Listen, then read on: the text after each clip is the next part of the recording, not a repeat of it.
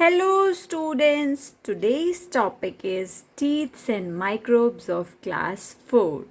Before this topic, you should watch microbes part, that is a separate video. I'll share the link in the description. So teeth, जब एक बच्चा पैदा होता है बचपन में तो उसके टीथ नहीं होते हैं, ठीक है। धीरे धीरे जैसे जैसे वो ग्रो करता है 2 से 6 साल की उम्र में उसके एक एक करके दांत आने लगते हैं। जो 2 से 6 साल की उम्र में दांत आते हैं उनको हम क्या बोलते हैं? Temporary teeth. उनको क्या बोलते हैं? टेम्परेरी टीथ, ठीक है। 2 से 6 साल की उम्र में जो हमारे दांत आते हैं वो टेम्परेरी टीथ होते हैं।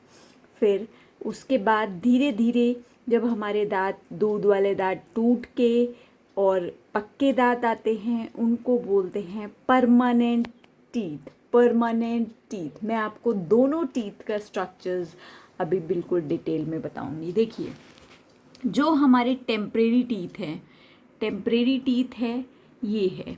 टेम्परेरी टीथ में क्या होता है? जो हमारे ये फ्रंट के 4 टीथ्स होते हैं, दीज आर कॉल्ड इंसिजर्स।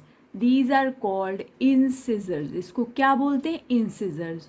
और ये जो साइड में ये बहुत शार्प वाले टीथ होते हैं ये क्या होते हैं? कैनाइन। ये हमारे फॉक की तरह वर्क करते हैं फॉर टीयरिंग, एंड इंसिजर्स हमारे कटिंग एंड बाइटिंग की तरह यूज़ करते हैं। फिर ये साइड में जो होते हैं these are molars. Molars are called nut grinding teeth. ये नट क्रैकर टीथ की तरह यूज़ होते हैं। Now comes a permanent teeth. जो हमारे दूध के दांत टूटने के बाद परमानेंट सेट ऑफ टीथ आता है, उसमें क्या होता है? फ्रंट के सेम ये 4 टीथ इंसिजर्स ही रहते हैं for cutting and chewing. Side के जो टीथ्स हैं these are canine for tearing. Then premolars are used for grinding, and molars again are nutcracker teeth. आपके टेम्परेरी टीथ में क्या नहीं है? सिर्फ प्री मोलर्स का जो ये सेट है ये मिसिंग है, ठीक है। परमानेंट टीथ कितने होते हैं? 32 टीथ्स होते हैं परमानेंट टीथ। आई होप आप temporary teeth and permanent teeth में डिफरेंस समझ गए।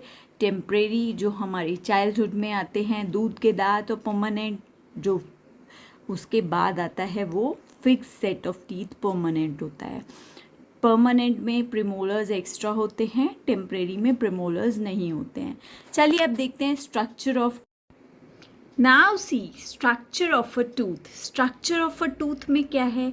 ये जो पोर्शन है पिंक दीज आर गम्स के बीच में क्या होता है? टीथ होता है। अब टीथ के 3 पोर्शन होते हैं। एक तो जो गम्स के अंदर होता है that is root portion, then neck and then crown. ऊपर जो ये क्राउन की तरह हमारा टीथ दिखता है, देखिए। नाउ टीथ में भी 3 चीज़ें होती हैं। इनेमल जो कि hardest substance of a human body होता है। इनेमल बहुत हार्डेस्ट पार्ट होता है। हमारा टीथ कितने हार्ड होते हैं? Then dentine and then pulp in which roots are connected to the gums. I hope आपको समझ में आ गया। स्ट्रक्चर ऑफ टूथ में 3 पार्ट्स होते हैं, क्राउन, नेक, रूट। देन अगेन टूथ का जो स्ट्रक्चर है उसमें भी 3 पार्ट होते हैं, enamel, dentine and pulp. Pulp से रूट्स हमारे गम्स से कनेक्टेड होती हैं। Thank you for watching my video. Bye bye, happy learning.